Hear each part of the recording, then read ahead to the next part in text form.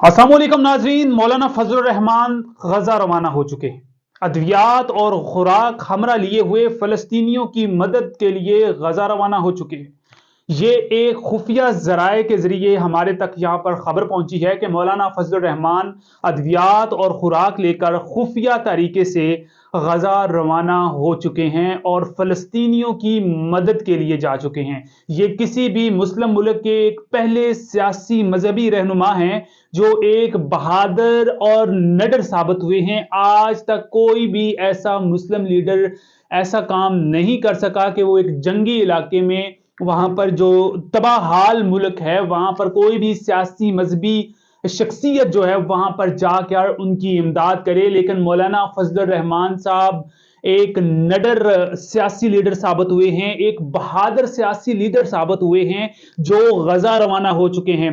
आज तक किसी ने यह सोचा भी नहीं होगा कि फजलुर रहमान साहब जो हैं वो एक इतना बड़ा कदम उठाएंगे। तो मौलाना साहब एक बड़े एहतजाज के बाद फलस्तीनियों की मदद के लिए गजा रवाना हो चुके हैं। और याद रहे कि मौलाना साहब अपने साथ अद्वियात और खुराक लेकर एक खुफिया तरीके से वहां पर जा चुके हैं। इस खबर को बड़ा जो है वो छुपाया गया है, लेकिन हमें एक जो हमारे जो मजबूत जराए हैं उनके जरिए हमें यहाँ तक खबर मिली है कि उनके तर्जमान का ये कहना है कि वो खुफिया तरीके से गए हैं और वो उनके तर्जमान मुकम्मल तौर पर खुलकर ये बात नहीं बता सके।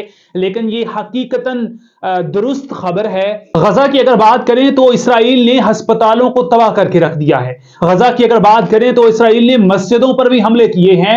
गजा इस वक्त मुकम्मल तौर पर तबाह हो चुका है और वहां पर अद्वियात और खुराक की इतनी ज्यादा किल्लत हो चुकी है कि इसराइल ने इतनी ज्यादा बर्बरियत कर रखी है, इतना ज्यादा जुल्म कर रखा है कि पानी तक रोक दिया गया है और यजीदियत का पूरा किरदार अदा किया जा रहा है।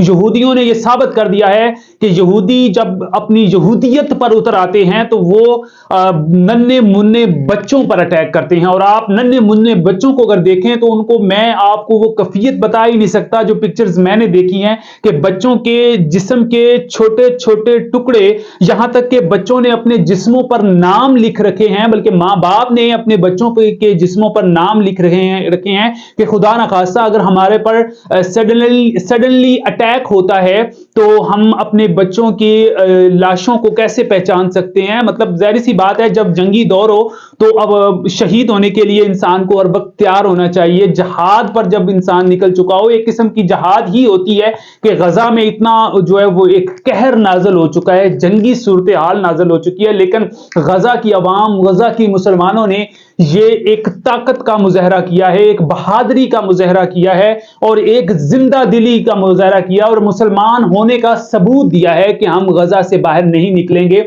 और वहां पर भूख है, वहां पर किल्लत है, वहां पर अफलास है, वहां पर बुरबरियत है, वहां पर आग ही आग है। और आसमान पर आग के बरसते हुए शोले और मजाइल गिरते हुए बच्चे जब देखते हैं और जब बमबारी की धड़कें देखते हैं तो बच्चों के दिल कमजोर होते हैं, बच्चों के दिल मजबूत नहीं होते। लेकिन इसराइल बच्चों के लाशें देख देख कर, जब माओं को चीखते देख देख कर, यहां तक कि अस्पताल में अगर कोई डॉक्टर मौजूद हो तो अचानक उसकी बच्ची या बच्चे की डेड बॉडी नाजल हो जाए तो वो डॉक्टर भी कंफ्यूज हो जाते हैं और अपना जो वो काम है वो छोड़कर चीखों पुकार शुरू कर देते हैं। मतलब यहां तक कि एक गजा में ये कैफियत जा रही है कि गजा जो है वो बिल्कुल इस वक्त इसराइल की यजीदियत और एक उसकी कुफरियत और ये कह लें कि वो जो यहूदियत अपनी पूरी वहां पे उसने नाजल कर रखी है, उसका जो है वो शिकार हो चुका है।